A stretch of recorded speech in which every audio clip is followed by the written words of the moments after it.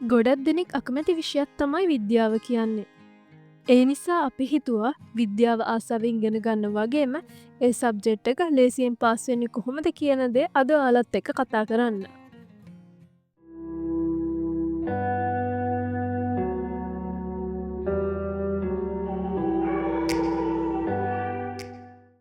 විද්‍යාව කියන්නේ සාමාන්‍යයෙන් අපේ ජීවිතයත් එක්ක බැඳුණු විෂයක්. ඒ නිසා මැක්ස් හිස්ට්‍රි වගේ සබ්ජෙක්ට් එක බලද්දි නිතරම නව සොයා ගැනීම එක්ක මේ විෂය වෙනස් වීම ඇති වෙනවා.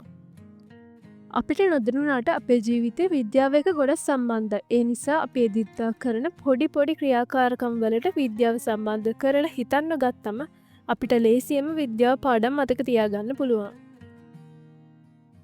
ඒ වගේම ඔයාලට පුළුවන් නම් විෂය කරුණු උදාහරණ එක්ක මතක තියාගන්න. ඒකත් ගොඩක් උදව් වෙනවා ඔයාට විද්‍යාව ලේසි වෙන්න. උදාහරණයක් විදිහට නිව්ටන්ගේ නියම, ඒ වගේම බර්නෝලි ප්‍රමේය වගේ දේවල් උදාහරණ එක්ක ඔයා මතක තියාගත්තොත් ඔයාට ලේසියෙන්ම ඒ දේවල් පාඩම් කරගන්න පුළුවන්. ඒ වගේම තමයි සංකීර්ණ වචන නැතුව සරල වචන එක්ක ඔයා දේවල් පාඩම් කරද්දී ඒ දේවල් මතක හිටින ප්‍රමාණය වැඩි. මෙතනදී ඔයා කරන්න ඕනේ සංකීර්ණ වචන ඒක එහෙමම පාඩම් කරන එක නෙමෙයි. ඔයා ඒකට අදාළ සංකල්පය සරලව තේරුම් අරගෙන මතක තියාගන්න ඕනේ. මොකද සාමාන්‍ය විද්‍යාව වගේ විෂයක අපි පාවිච්චි කරන්න ගොඩක් සංකීර්ණ වචන.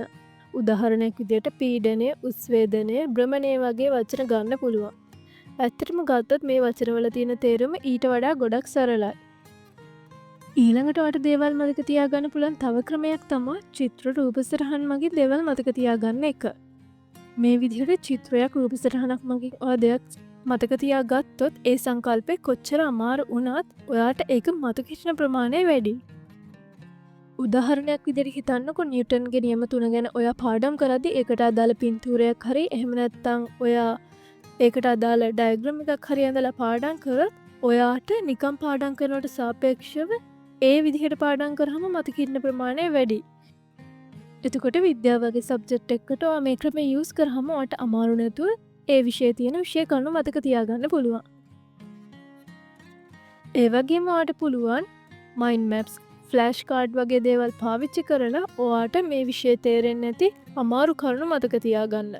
මොකද නිකම්ම කටපාඩම් කරනවට වඩා මේ විදිහට ඔයා මයින්ඩ් මැප් එකක් යූස් කරලා හරි ෆ්ලෑෂ් කාඩ් යූස් කරලා හරි පාඩම් කරද්දී ඔයාට ඒ දේවල් ඔයාගේ මතකයේ රැඳෙන ප්‍රමාණය වැඩි. ගොඩක් දෙනෙක් විද්‍යාව ෆේල් වෙන්න හේතුවක් තමයි කටපාඩම් කරන එක. විද්‍යාව කියන්නේ අදාළ පාඩම් වල තියෙන දේවල් අපිට එදිනදා ජීවිතේ වගේම අපේ පරිසරයට සම්බන්ධ කරලා අත්දැකීමෙන් වටහා ගන්න ඕන විෂයක්. ඒ හින්දා ඔයා පුළුවන් තරම් කටපාඩම් කරන එක අවම කරගෙන වෙන ක්‍රමවලට පාඩම් කරන්න පුරුදු වෙන්න. මොකද විද්‍යා පේපර් එකට ඒ විදිහටම කටපාඩම් කළ උත්තර ලියලා පාස් වෙන්න ගොඩක් අමාරුයි. ඒ වුණාට ඔය විද්‍යාවේ තියෙන concept හරියට අවබෝධ කරගෙන පාඩම් වැඩ කරොත් ඔයාට ලොකු අමාරුවක් නැතුව ඔයාගේ exam වලට face කරලා හොඳ result එකක් ගන්න පුළුවන්. ඒ වගේම විද්‍යාව කියන විෂය ඔයා ආත්ම විෂයක් කරගන්නත් පුළුවන්. ඒ වගේම තමා ඔයාට තේරෙන විදිහට පැහැදිලිව ඔයාගේ notes තියාගන්න. ඒ වගේම short note වගේ දේවල් හදාගන්න. ඒ වගේම ඔයා නිතර past papers කරන්න. ඒවයි අහලා තියෙන ප්‍රශ්න වලට උත්තර දෙන්න. දන්නේ නැති දේවල් තිබ්බොත් Google කරලා හරි හොයලා ඒව ඉගෙන ගන්න. එතකොටත් ඔයාට මේ සබ්ජෙක්ට් එකේ තේරෙන්නේ නැති දේවල් තේරෙන්න ගන්නවා. ඒ වගේම ඔයාට තේරෙන්නම නැති දෙයක් තිබ්බොත් ඔයාගේ ගුරුවරයෙක්ගෙන් හරි ඔයාගේ හොඳම යාළුවෙක්ගෙන් හරි අහලා ඒ දේවල් ක්ලියර් කරගන්න. මේ විදිහට වැඩ කරොත් නම් විද්‍යාව ඔයාට අමාරු විෂයක් වෙන්නේ නැහැ. ඔයාගේ ආසම ලේසිම විෂය විද්‍යාව වෙයි. ඉතින් මේ ටිප්ස් ටික ඔයාට ගොඩක් වැදගත් වුණා කියලා හිතනවා. මේ ටික හරියට කරගත්තොත් ඔයාට විද්‍යාවට ලකුණු ගන්න එක නම් එච්චර අමාරු දෙයක් නෙමෙයි. ඔයා මේ වීඩියෝ එකට කැමති නම් අපේ වීඩියෝ එක ලයික් කරලා ඔයාගේ අදහස කමෙන්ට් එකකින් අපිට කියන්න. ඒ වගේම ඔයාගේ යාළුවෝ අතරත් මේ වීඩියෝ එක ෂෙයා කරගන්න. ආයෙත් දවසක මේ වගේ වටිනා වීඩියෝ එකකින් හම්බෙනතුරු ඔබට සුබ දවසක්.